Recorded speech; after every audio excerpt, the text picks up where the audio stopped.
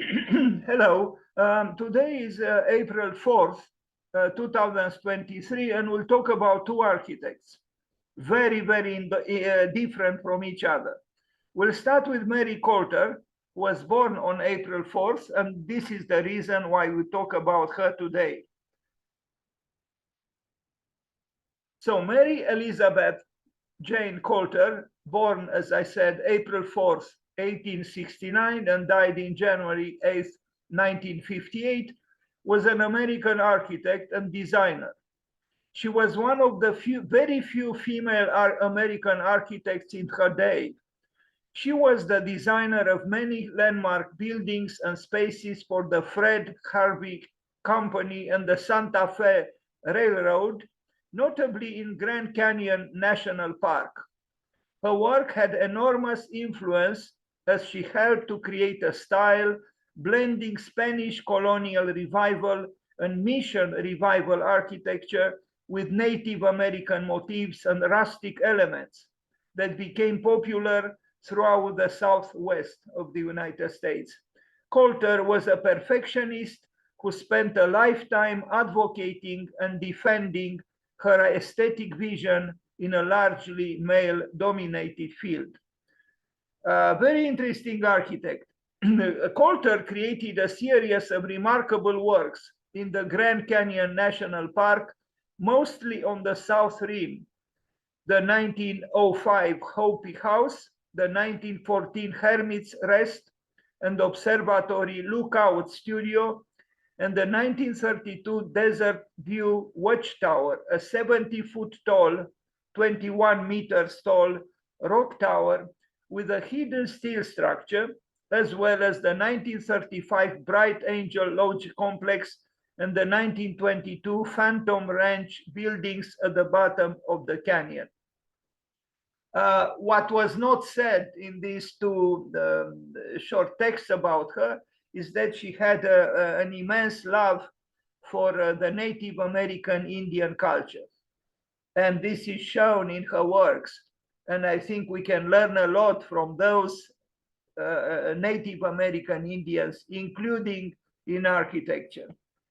Here she was looking at some, prints of a project. Here she was as a young lady. And some people have controversial views of her. I came across some articles which debate the authenticity of some of her works.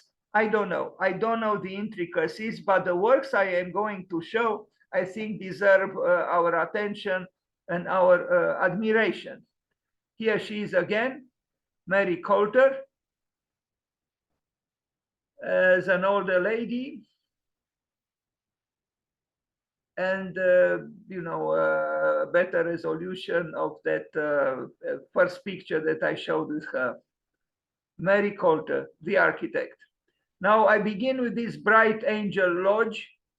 I couldn't find, incredible pictures with it, but you still have an idea about it. I actually like this building, in its, modesty.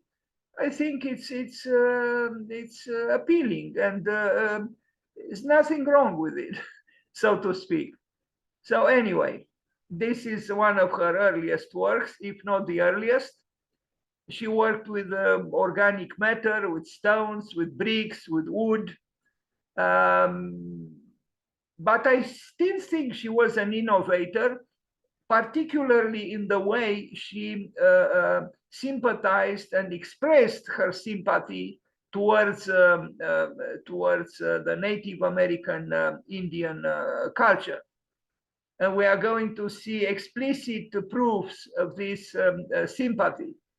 Now, the Desert View Watchtower is an impressive structure. You see it there on the right, behind the happy couple that I hope, I'm a little bit surprised that they sit, very dangerously at the edge of that rock, especially her. It's actually almost hard to believe.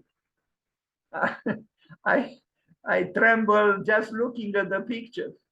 Maybe it's a composite picture of some manipulative efforts. But look at the building. It's stone. I understood it has a hidden steel structure that is not perceived. If I remember correctly, also, but maybe I'm saying something without verification. But I think I read that also some of the birds in flight by Brancusi, which are so elongated and so thin, they also have inside some steel element that keeps them so elongated and aspiring for the vertical infinite. I don't know, but when you look at this building, you wouldn't even imagine it has a steel structure. But if we base our appraisals just on appearance, I think we cannot deny the appeal, the aesthetical appeal, the tectonic appeal of this tower. And you are going to see pictures from the inside, which are equally impressive. In fact, the picture on the right is giving us already the chance to do so. So Mary Colter, she was in a strange way, and maybe I should have begun with the works of the other architect I'm going to talk about, because his website opens with the words "down to the earth." But actually, the one who went down to the earth, if I am to speak so, to use his words, is Mary Colter, not him. Anyway, you'll understand what I'm trying to say when we contemplate when we look at his works also. I love stone, I love wood, I love brick, I love the earth. And, could you say that these buildings are imperfect? No, or if they are beautifully so. Why should they be perfect? I mean, I enjoy very much looking at the different sizes of the stones that come together, and it's organic. It's a natural growth of the building as well. And the inside is mysterious. Is this old picture doesn't make things too easy for us, but you are going to see others. And now it's a museum. It's some kind of, I don't know exactly what is happening there, but you see plenty of tourists, contemplating the artworks, the decorations. I don't know if they were made by Native American Indians or not. Probably not, but inspired by the Native American Indian art. And if we are to return or to move towards some kind of primitive futures, there might be again a lot of interest in the art of those indigenous populations all over the world, because they knew something that perhaps we forgot. And one of my preferred books is a book on primitive architecture. It's called Primitive Architecture, from the set about the history of the world architecture. And it's a magnificent set, but the best volume is the one on so-called primitive architecture. I think highly educated contemporary architects should do very well for themselves and the world if they look again at that so-called primitive architecture. It's not primitive at all, and it's actually very often very beautiful.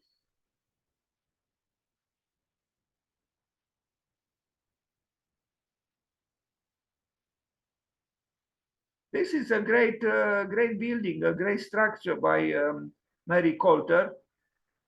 And if we are to have again some kind of affection for the earth, maybe we could consider again this kind of architecture.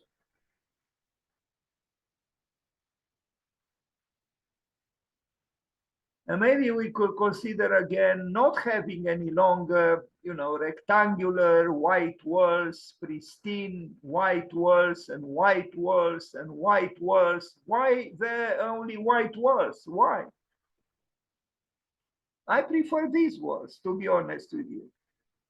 They are more romantic. They tell more the truth of life than the white walls. I am tired of white walls. I agree. Plus, why shouldn't we have, you know, graphic inscriptions on the walls? In such a building, you don't need, you know, to hang paintings on the walls, framed or otherwise. They are already artistically endowed. Look,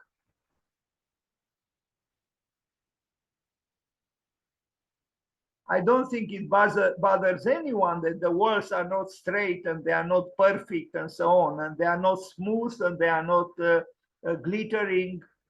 I think they are very nice like they are.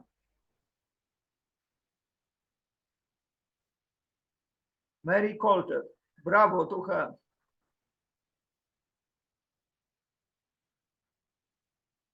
The snake, yes, the snake.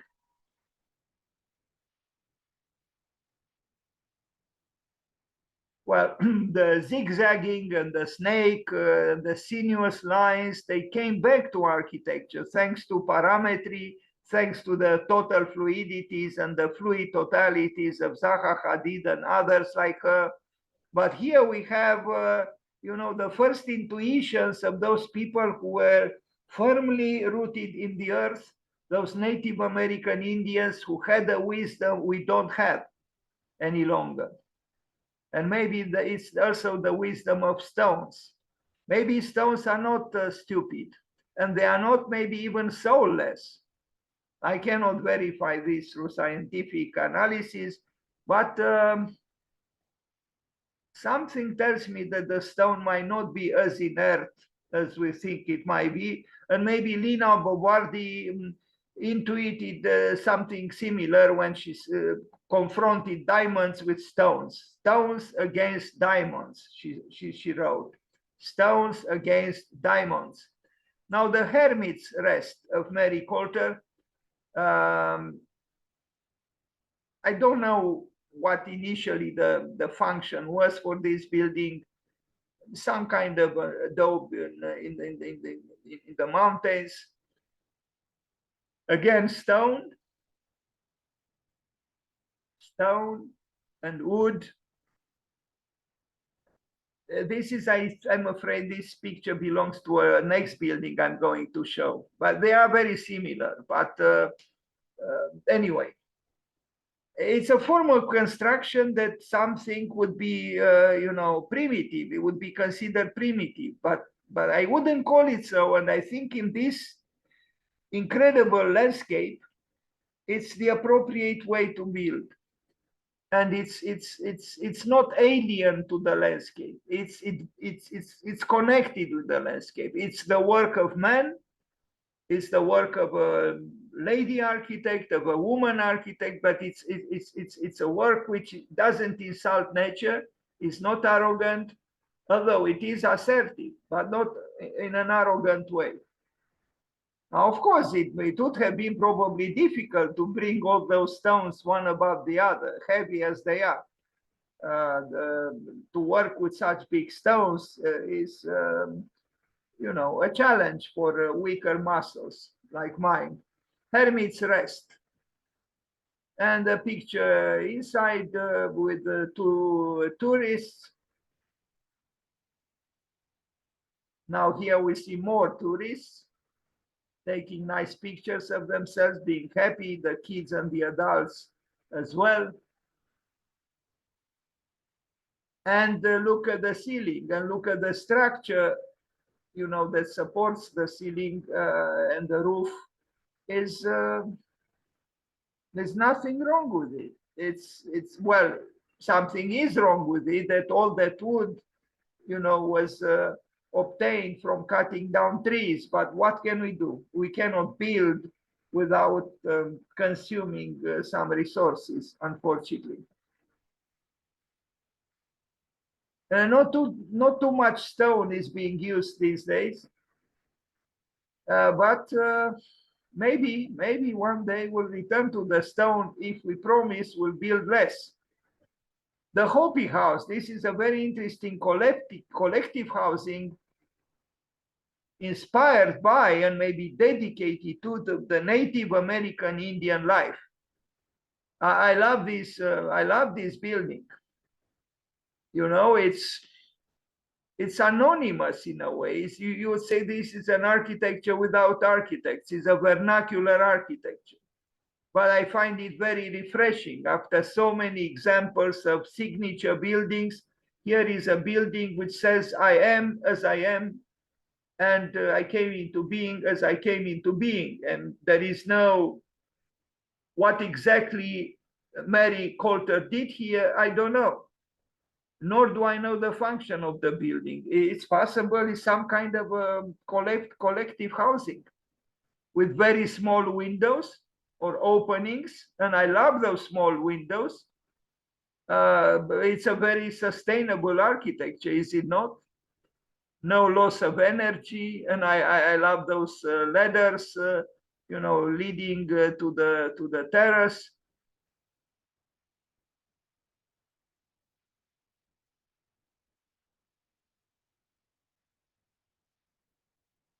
I truly love this building. I wish we could build again like this.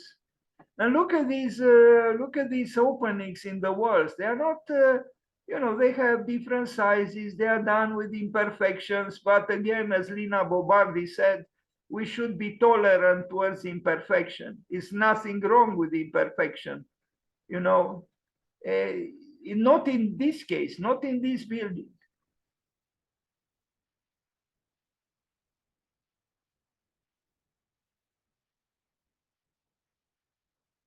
You could say that we are too sophisticated and too advanced to build like this these days.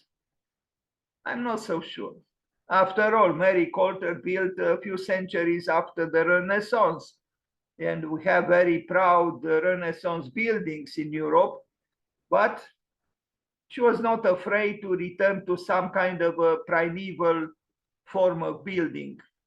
Or maybe it's not primeval, but you know, a more remote form of building.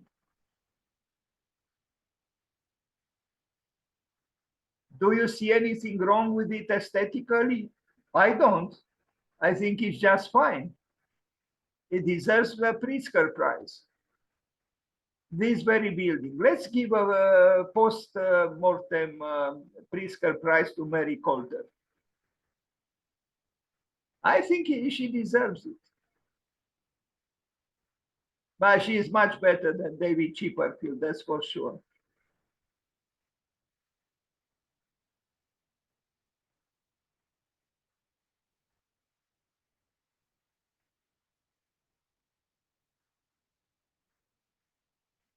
Look at this matter, you know, look at these bricks, look at the stones in the previous work.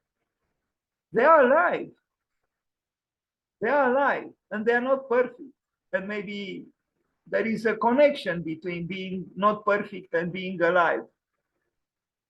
I mean, the tree and the building, nature and man together, they are distinct, but they are not adversaries. And why not have again some cryptical graphic signs, you know, paying homage to the elements, to the animals, the birds, the snake, and the sun in the center. Very, very nice. Do we do something like this these days? Of course not. Yes, we can learn from the Native American Indians and from Mary Colter as well.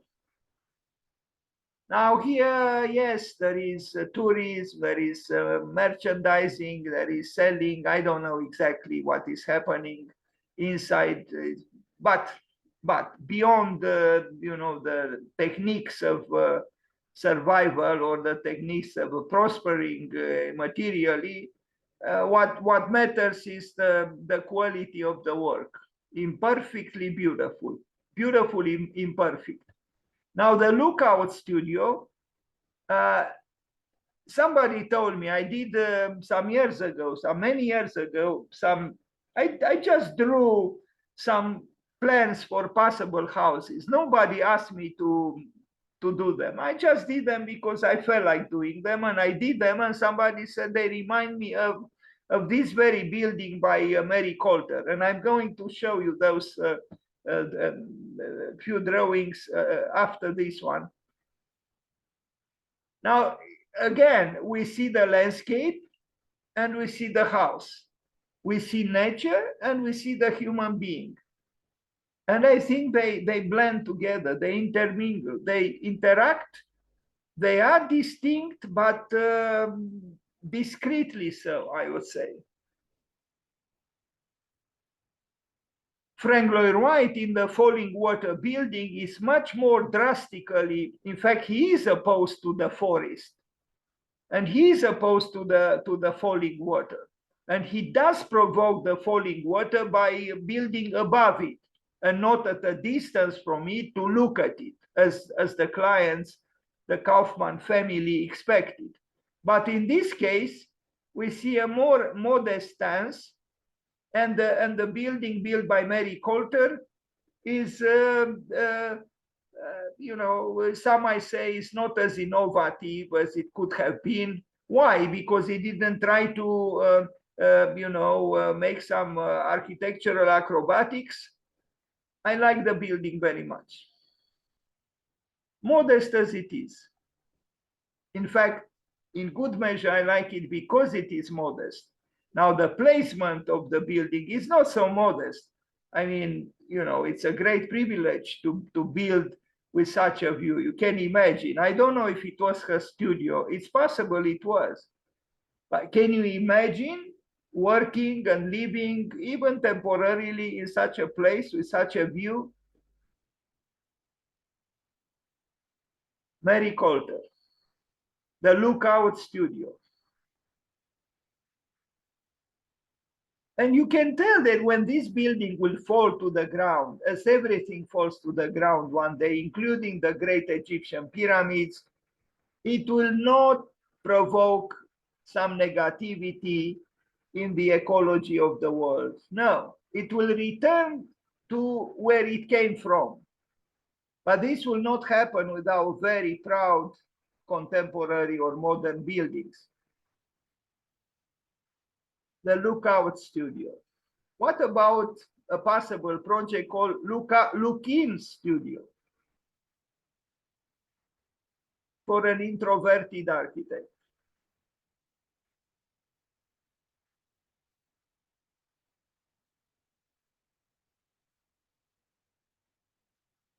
So I'll show you now two quickly, and I'm not sure I do the right thing now, but because somebody did tell me that these two houses reminded him of Mary Colter's, some of the work by Mary Colter, I'm showing them to you.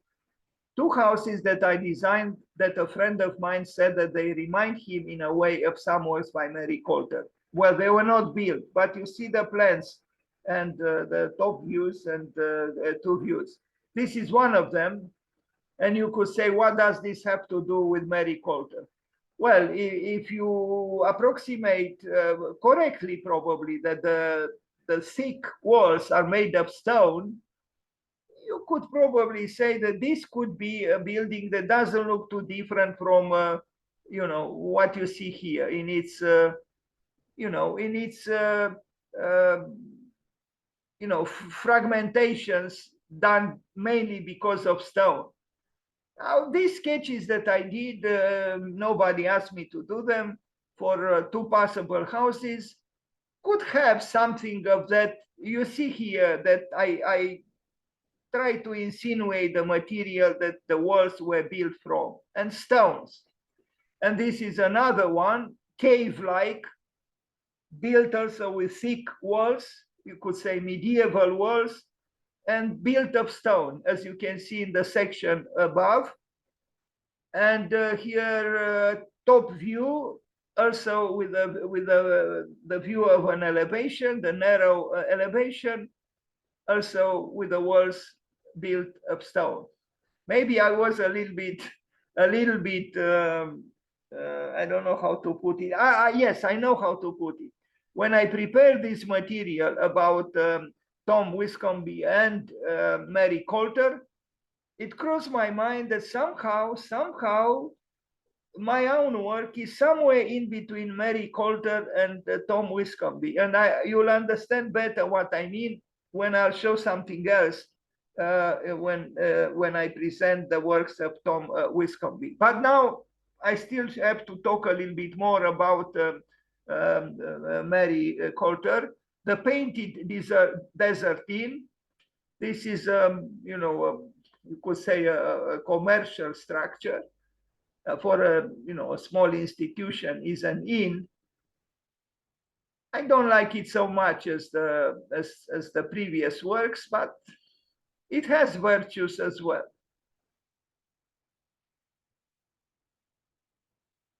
Mary Colter.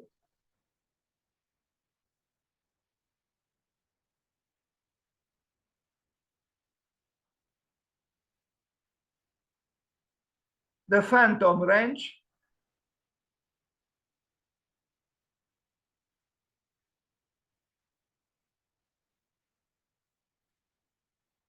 I think there is more than one. I mean, more than one building. There are several buildings, but I don't know if she built all of them or she built just one, and then some other people later on built others, similar to this one.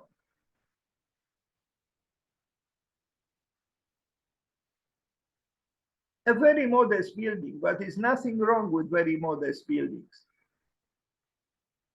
You see there on the right, there are two more and maybe 4 or 5 or so. But anyway, she built for sure one of them.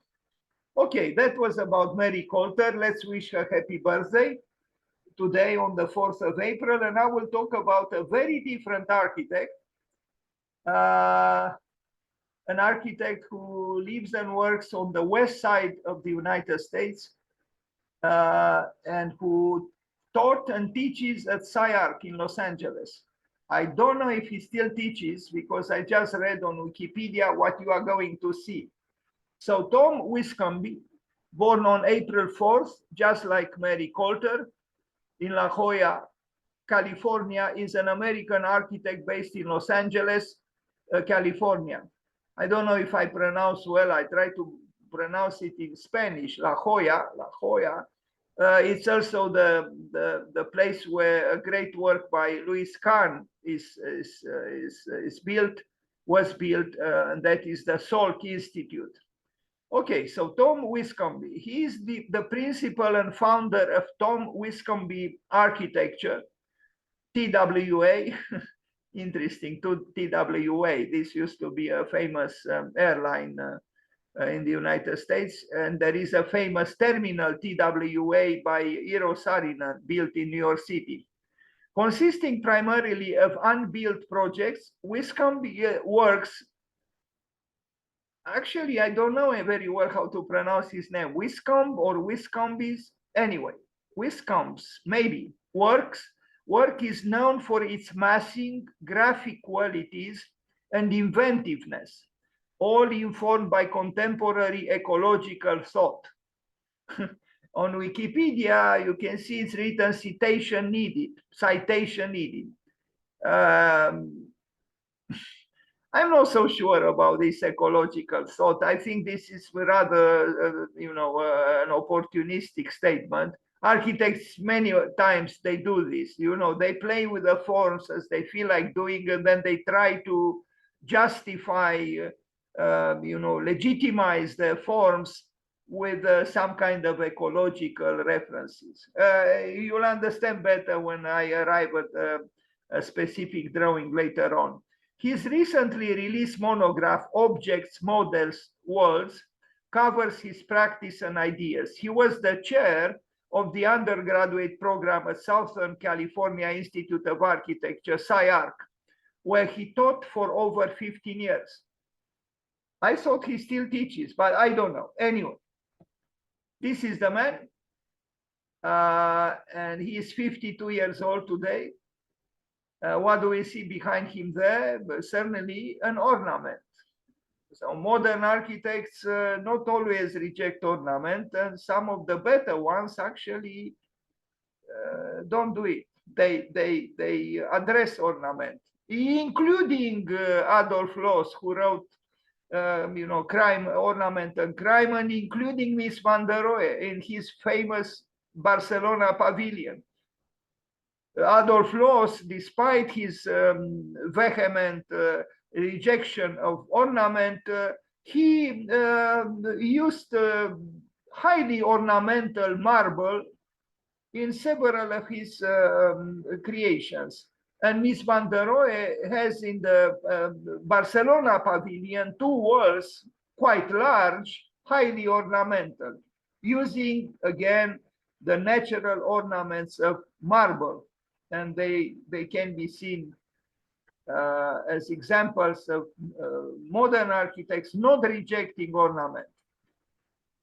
Tom Wiscombe, some drawings, but I will show a lot of drawings because he didn't build too much, but we are going to see also some construction sites with buildings that are being that are coming into being by him.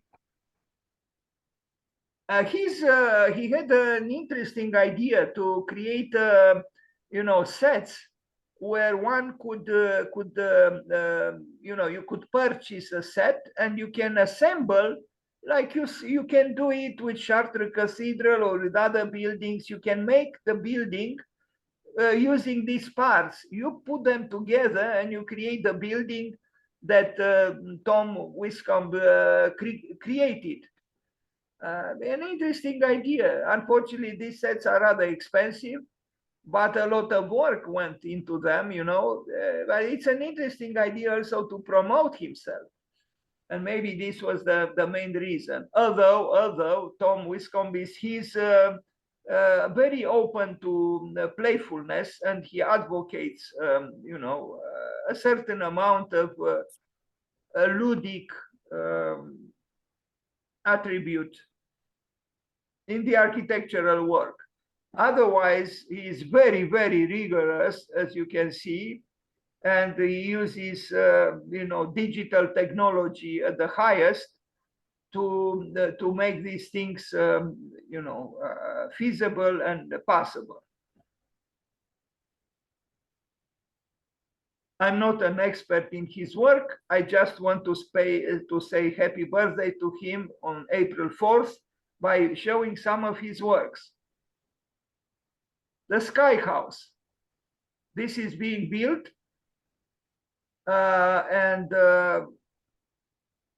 If you open his website, the first words you see are down to the earth.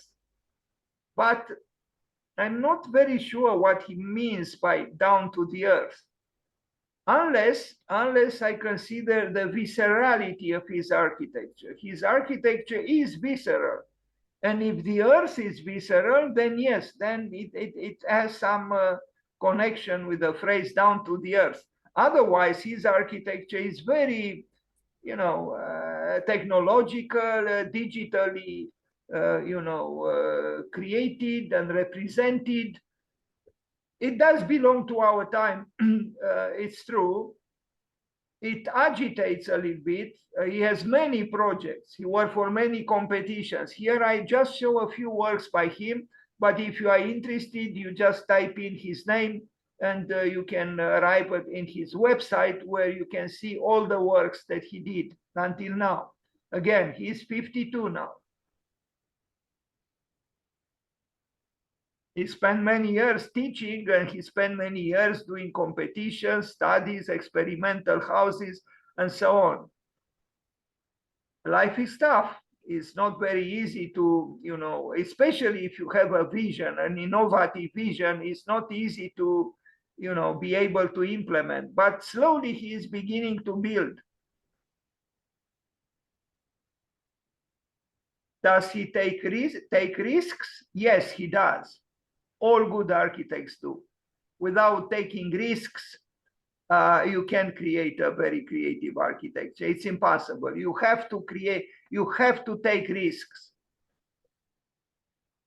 Well, for him, maybe it's not so difficult because the whole climate around the academic climate and the architectural climate around SciArc in Los Angeles is just about that, taking risks, searching for the unknown, not for the known, but for the unknown. Now look at this. It's contorted structural system is complex, is tensioned, is entangled or tangled, but I think it expresses our time.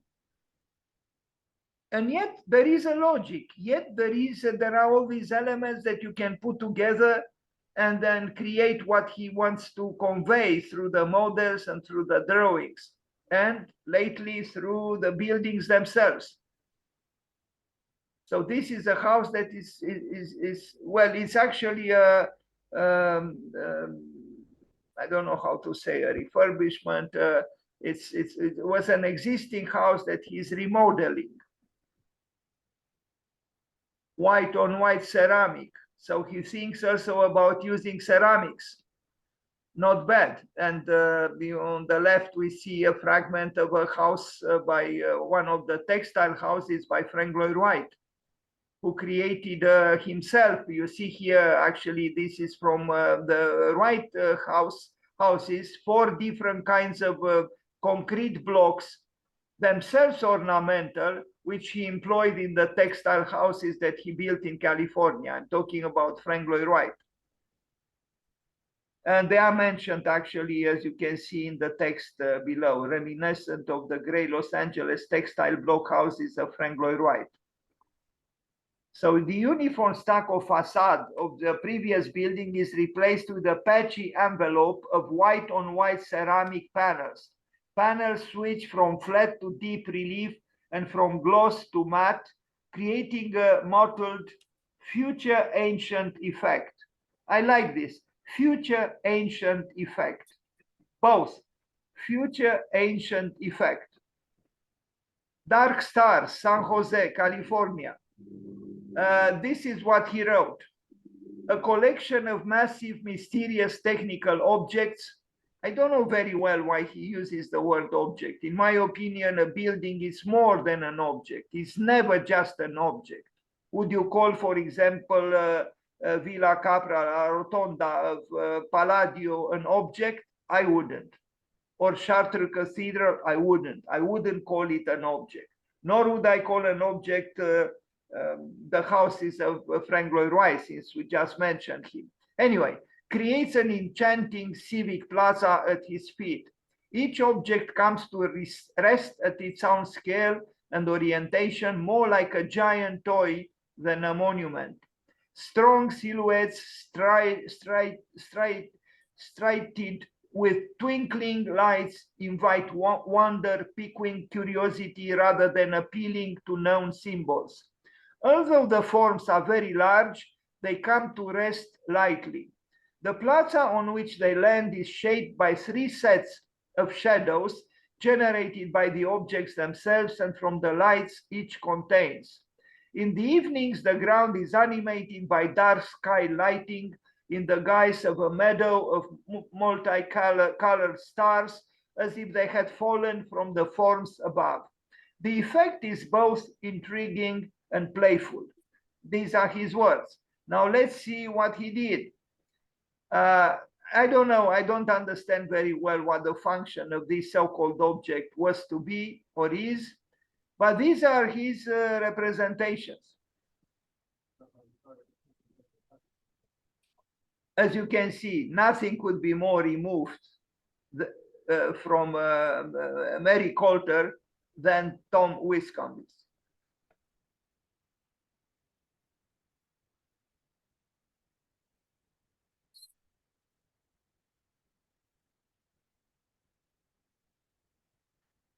Walter P. Moore reception desk in Los Angeles. Sorry, there had to be a distance between K and L. This is built. It's just a reception desk, but you will see a very sculptural and rather unique and provocative reception desk.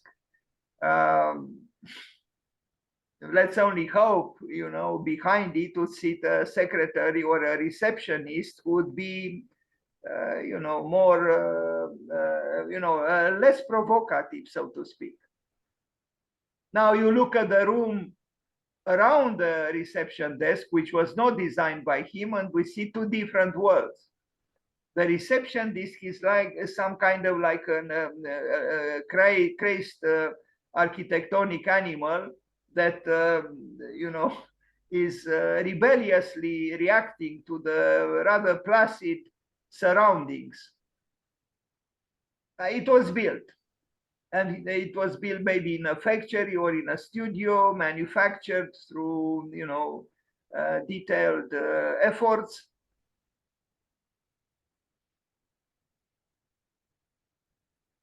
This is how his buildings are. This is how his proposals are.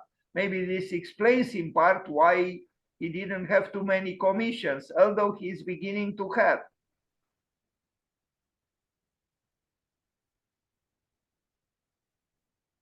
Now, the Guggenheim Museum in Helsinki is a proposal he made for the competition that took place a number of years ago.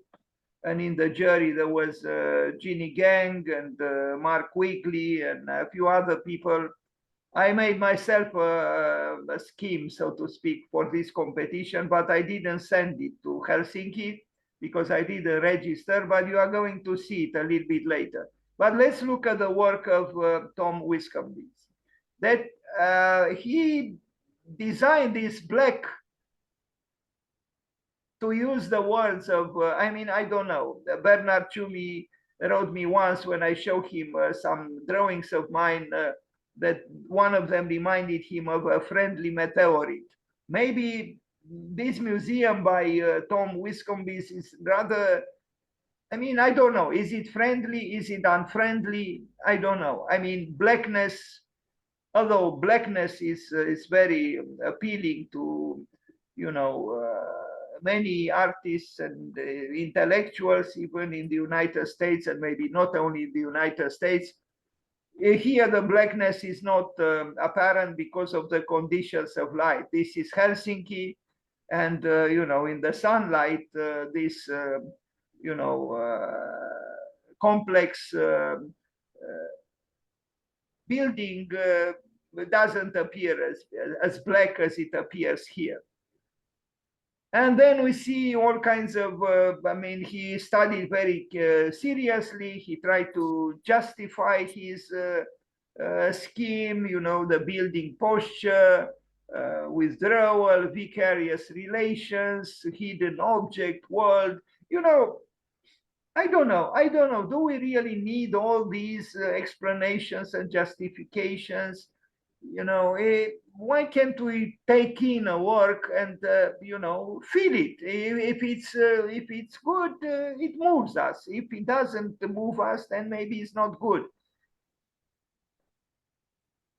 Architects still feel the need, maybe because this is the procedure. You have to justify yourself. You have to argument what you did, as opposed to painters. They don't have to explain themselves. You just hang the painting on the wall, and if people like it, they buy it, even with hundreds of millions of dollars or over 100 millions of dollars, like the flowers of Vincent van Gogh, revealing the nested object.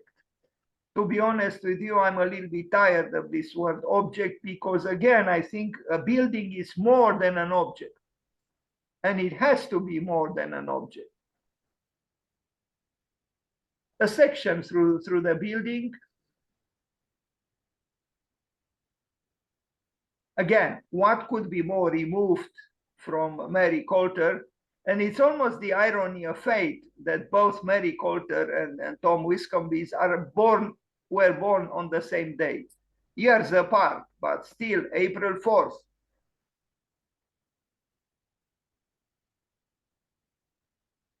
So this is his proposal for the Guggenheim Museum in Helsinki. Of course, digital technology has no mysteries for him. He was very digitalized from the very beginning and working himself very knowledgeably, with digital technology. Architecture that makes its own context. It's written there.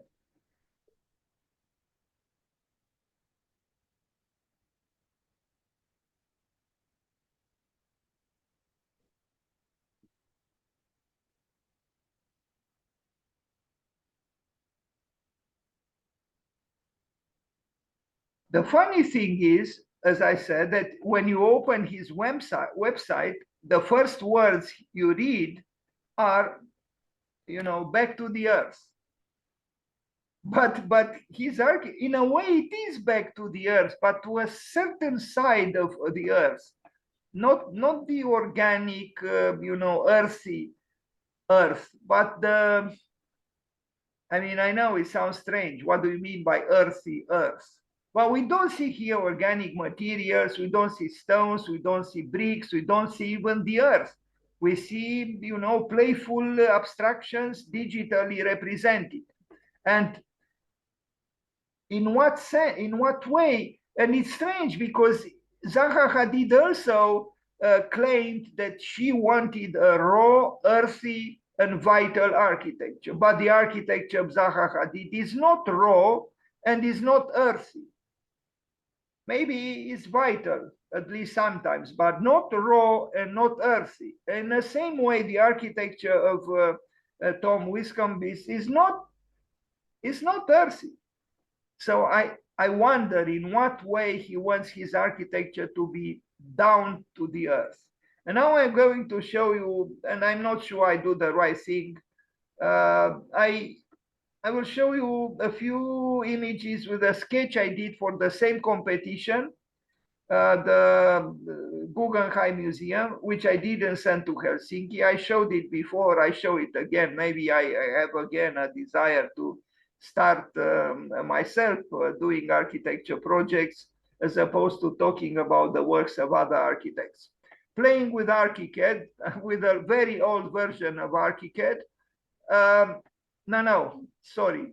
Before I show this, I will show you myself a building. Well, if I am to call it a building that could remind one of what he himself did.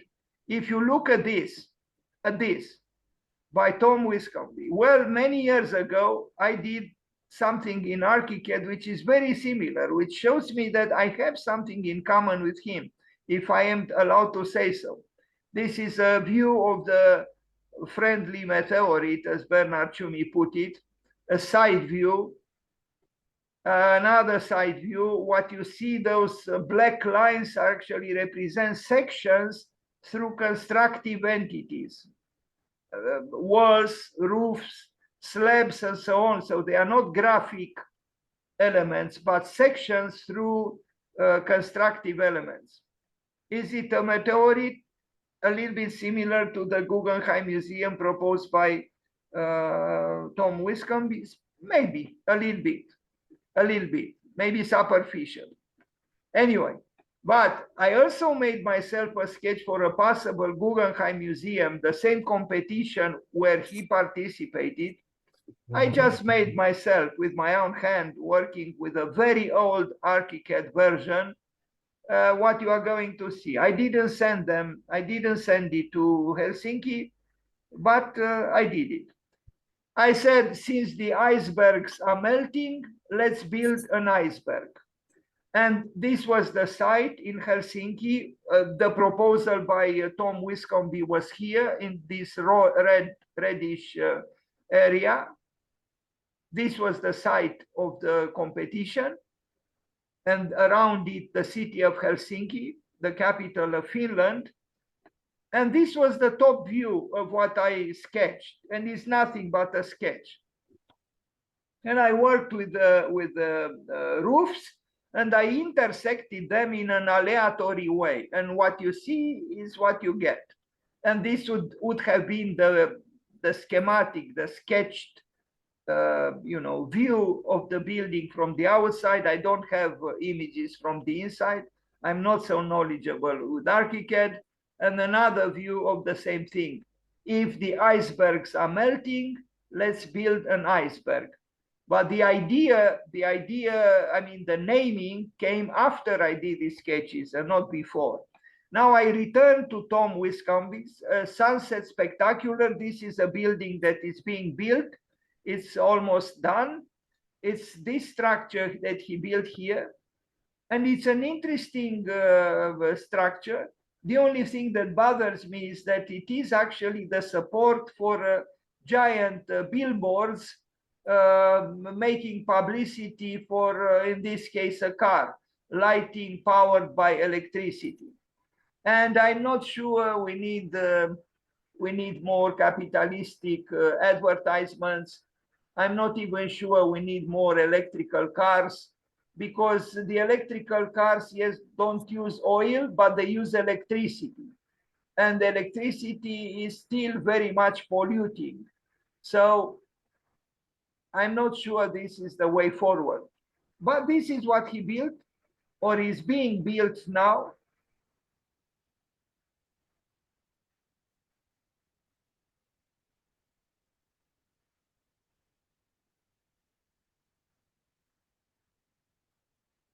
As for these movies, HBO movies, we know exactly what they were made for. They were made for box office success, meaning money. So it's not about the great art of filmmaking, it's about the great art of making more money. This is what HBO is about. And this is what Netflix is about. And I'm not sure that creating a building as a billboard for such large, as you can see, very large banners is a way to move towards an architecture that belongs to culture, not to civilization. The first true all-electric sports car. Well, well, well. Do we need more of this? I don't think so. But I guess, the building has to make money for itself in order to be built, and these banners probably help. After all, it's a Porsche, is it not? I'm sure they paid a lot in order to insert in that portion of the building that huge banner. But the building has qualities, and it's just that it saddens me that it's just the background is essentially to other capitalistic enterprises. The more catchy, the better. The more showy, the better. But the building is interesting with all its contortions. It probably costs a lot. Everything is designed, everything is detailed, everything is required effort and talent and knowledge. Tom Wiscombe or Wiscombe's. I have to learn how to pronounce his name, to my shame, since I lived for many years in the United States. And what do we see here in this urban landscape? Essentially, we see banners, no? Giant. And for what, actually? It's all that money and all that ink and all that support material. Promoting what? Promoting selling and buying and consuming. This is what is promoting. The sky is still blue in this picture, but for how long? Because these banners pollute through their very essence, for their very raison d'etre. Are the trees happy? I'm not sure. We still have the trees. They give us the oxygen, but the banners do not give us the oxygen. The banners do not give us the ozone. Quite the opposite. They take away from the ozone and from the oxygen. Now, inevitably, the chalet is dark. He's building now this dark chalet. Now, why is it dark? Maybe a certain pessimism exists in himself, in the architect. Now this is, dark properly, and not just metaphorically, but maybe there is also a metaphorical darkness. Do we see snow there? Yes, we see snow there, but for how long will we still have snow? The building is dark. It's the dark chalet. A sophisticated, complex steel structure. Steel pollutes. The earth is silent. We excavate, we excavate. Maybe the proper word is excavate, not excavate. Well, it's both excavate and excavate. Man, the measure of all things, at the center of the universe, is building a dark chalet designed by this architect. People working hard. Do you see how many cars are behind it? This came to the site just in order to help, build the building, the dark chalet. The dark chalet, which at least in this picture doesn't show opening windows. It only shows giant glass surfaces that do not open, meaning air conditioning. Does the air conditioning pollute? Of course it does. So, where is that ecological architecture actually? The architecture of Mary Colter was ecological, yes, but the so-called dark chalet is not. I am sorry, with all due respect, and I make an homage, a presentation on his birthday, and I don't know if anyone else in this world is doing a presentation with the works of Tom Wiscombe on his birthday, and I do it. But this doesn't restrict me to not saying that I have some reservations. I mean, I see here, this analysis, natural ventilation. What natural ventilation? Those windows don't open.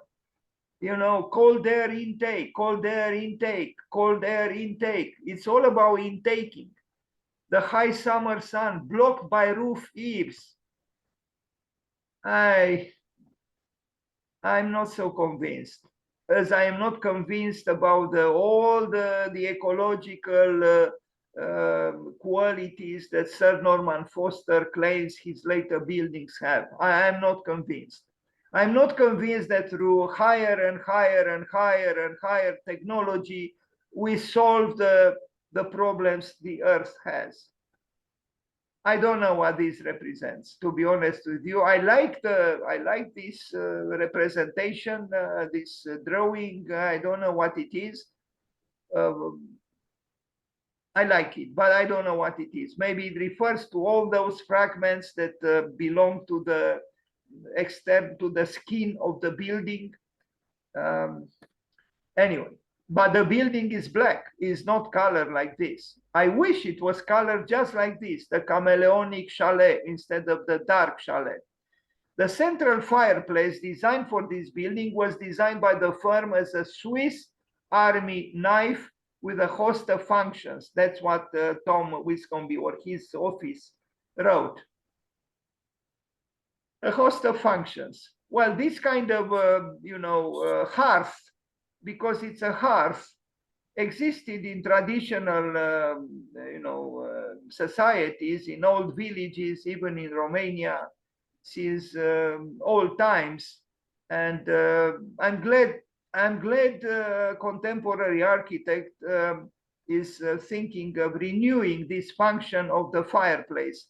Custom open wood burning fireplace becomes an essential element of Eden, Utah chalet, the dark chalet.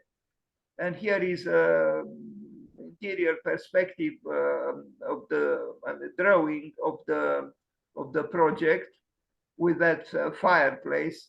Well, except that in traditional societies, the fireplace was not just a romantic feature to look at, but it was also something to cook food on it, and it indeed had a function which now is missing. I don't know what the other functions of the Swiss Army knife are by the way of this fireplace, I see only two possible functions, to maybe enjoy looking at it and sitting on those steps and talking with someone and maybe warming yourself up a little bit. But I'm sure the warming of the whole building is not provoked by this fireplace. Anyway, the fireplace is just like that desk that he designed. It's a sculptural piece with its own expressivity, but I'm not sure if it has indeed so many functions that it serves. I don't think the cooking takes place here. I doubt it. Otherwise, the building is ambitious, as again, a steel structure that is consuming a lot of steel and thus polluting a lot. But, as long as we have nice diagrams about, how, ecological the building is fine. I'm a little bit sarcastic, of course. I like his architecture, but when I see this, large surface of glass, and I don't think any of these moves or opens, I see immediately the need for air conditioning, and we know what air conditioning means. Pollution, that's what it means. Still, and still again, the viscerality of an architect who has a vision about architecture, and I respect his vision. But when I look at this picture and I see all those cars coming and going, bringing in materials, bringing in workers, bringing in construction elements, bringing in structure, bringing in all kinds of things in order to say what? That we are building another building which throws a shadow on the tortured earth. That's what I'm seeing. Happy birthday, Tom Wiscombe.